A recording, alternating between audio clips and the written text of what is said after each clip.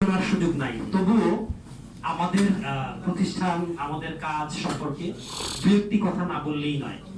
সেই হিসাবে কিছু কিছু একটু জাস্ট 2-3 জনের কাছ থেকে 2 জনের কাছ থেকে আমরা ছোট্ট ছোট্ট কথা নিব। এই পর্যায়ে কথা বলার জন্য অনুরোধ করছি মেগা গ্লোবালের সবুজ ভাইকে।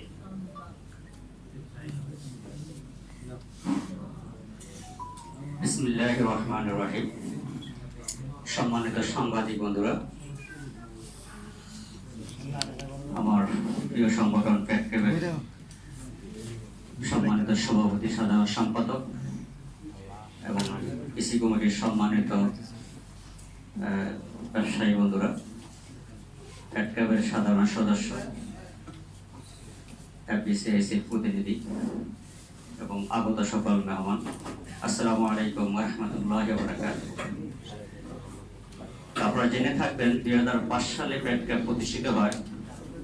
বিদেশে যারা উচ্চশিক্ষার জন্য যায় তাদের সুরক্ষা নিশ্চিত করার লক্ষ্যে, ব্যবসায়ীদের সুরক্ষা নিশ্চিত করার লক্ষ্যে দীর্ঘদিন যাবৎ আমরা ছাত্রদের অধিকার নিয়ে এই অ্যাসোসিয়েশন কাজ করে আসছে।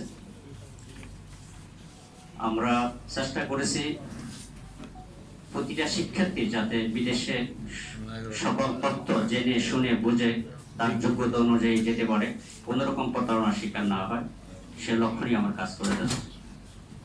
বাংলাদেশে প্রায় 1000-এর কাছাকাছি স্টুডেন্ট কনসালটেন্সি ফার্ম থাকলেও আমাদের সকল ব্যবসায়ীরা আমাদের যে অ্যাসোসিয়েশনের মেম্বার এখন পর্যন্ত হয়নি।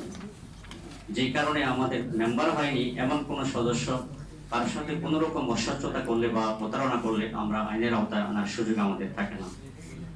আজকের এই সংবাদ সম্মেলনের মাধ্যমে আমরা সরকার বাহাদুরের কাছে আবেদন জানাবো, উনি যেন এমন একটি নীতিমালা এবং আইন প্রণয়ন করে এবং কঠোরভাবে সেটা বাস্তবায়ন করে, যাতে প্রত্যেক ব্যবসায়ী একটি প্ল্যাটফর্মের মধ্যে অন্তর্ভুক্ত হয় এবং ওই প্ল্যাটফর্মকে সরকার মনিটরিং করে, যাতে ছাত্র, শিক্ষক, অভিভাবক এবং ব্যবসায়ী সকলের অধিকার নিশ্চিত হয়।